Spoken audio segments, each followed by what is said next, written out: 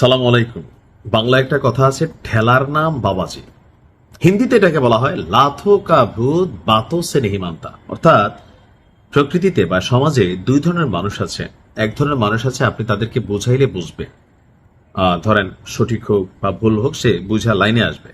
আর আরেক শ্রেণীর মানুষ আছে ভাই, এগুলোর আপনি যতই বুঝাইবেন আপনারা তত দুর্বল মনে করবে। এগুলো দরকার হচ্ছে কি কানের নিচে ছোট্ট করে একটা তালি বাজানো, অথবা ওই যে লাথো কা ভূত, এটা বাতো সে নেহি মানতা, অর্থাৎ যেটা লাথি খাওয়া ভূত, এটার কথা দিয়ে কাজ হবে না।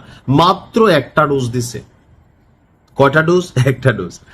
যুক্তরাজ্যের বিরুদ্ধে ইরানের যে সামরিক অভিযান, আগে ইরান বলছিল কিন্তু সবার সাথে ভাই আমরা পাঙ্গা নিব, কাউকে ছাড়বো না, আমরা গেছি তো তোমাদেরকেও খাইছি।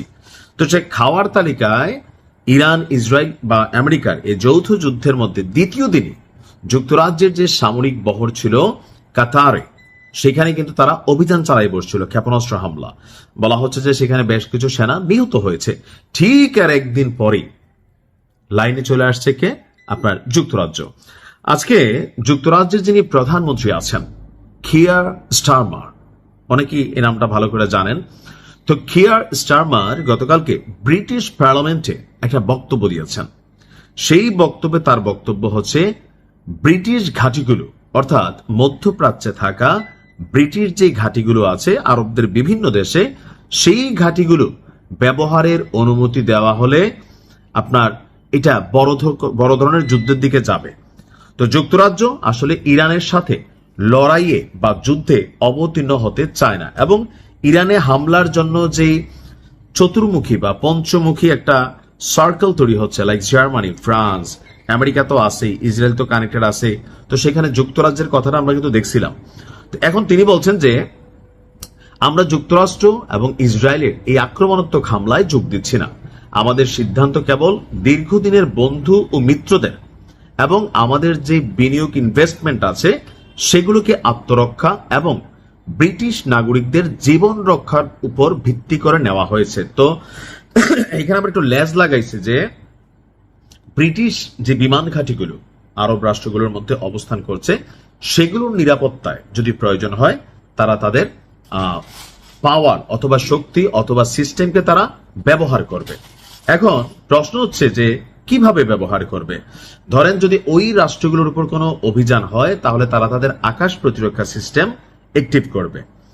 এমনকি যেই আরব রাষ্ট্রগুলোর মধ্যে ইরান অভিযান চালাবে, যদি তাদের অঞ্চল বা রেজিমে কোনো ডিস্টারবেন্স না হয় সেই ক্ষেত্রে যুক্তরাজ্য যাবে না। আর রাষ্ট্র হিসাবে সেনাবাহিনী, স্থলবাহিনী, জলবাহিনী, যত বাহিনী আছে, বিমান বাহিনী, কোন ধরনের ফোর্সে বা মেশিনারি সাপ্লাই করেও এই যুদ্ধে যুক্তরাজ্য অংশগ্রহণ করবে না। তার বক্তব্য, মার্কিন বাহিনীকে ব্রিটিশ ঘাঁটিগুলো ব্যবহারের অনুমতি শর্ত সাপেক্ষে দেওয়া হচ্ছে, আর তার উদ্দেশ্য একমাত্র তাদের যে ঘাঁটিগুলো আছে সেগুলোর নিরাপত্তাকে নিশ্চিত করা। আর মধ্যপ্রাচ্যে নিজেদের যে মিত্র শক্তি আছে সেখানে তারা তাদের সেফটি ইস্যুতে কাজ করবে।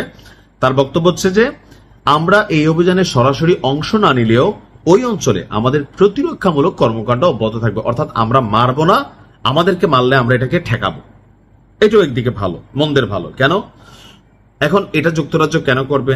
কারণ ধরেন এখন আমরা যদি কোথাও একটা বিনিয়োগ করি, তো সেই বিনিয়োগটাকে সেফটির জন্য আমি আমার পক্ষ থেকে অবস্থান নিব।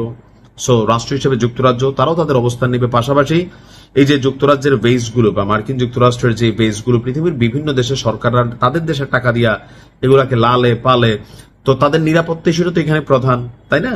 তো সেক্ষেত্রে যুক্তরাজ্য অবস্থান নিচ্ছে। তবে এত আবার সুশীল না, পিছনে ঝোল আছে। আমার এখনো মনে হচ্ছে কথার মধ্যে হালকা হালকা প্যাচও আছে।